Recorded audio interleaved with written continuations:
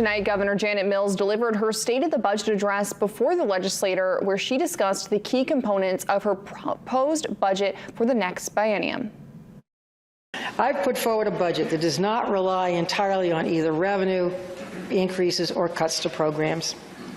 Instead, it does both to bridge the gap and continue to invest in things we all support: education, revenue sharing, public safety, higher ed. One of the areas she proposes an increase in funding for is in school meals. In 2021, we also passed nation-leading legislation to ensure that no Maine child goes hungry during the school day.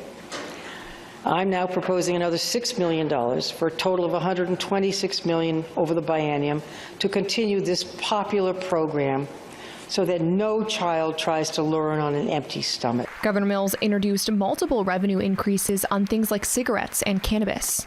Recognizing that a higher cost to cigarettes can dissuade some people from smoking, especially young people, my budget proposes a $1 increase to the cigarette excise tax. A $1 increase for a total of $3, which puts us in the middle of our New England neighbors, which is still relatively low.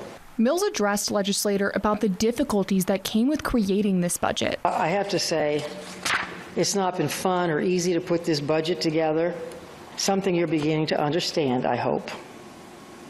And again, over all of this is the unpredictability of the federal government, whose actions may directly affect our state appropriations and expenditures and the welfare of Maine people. Republicans responded following the governor's address. Here's what they had to say.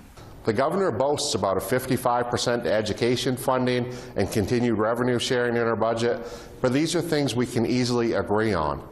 This budget seems like it was written by a millionaire out of touch with reality. Taxes on paint cans, digital streaming, prescription drugs, cannabis, tobacco products. This budget has 0 Republican votes.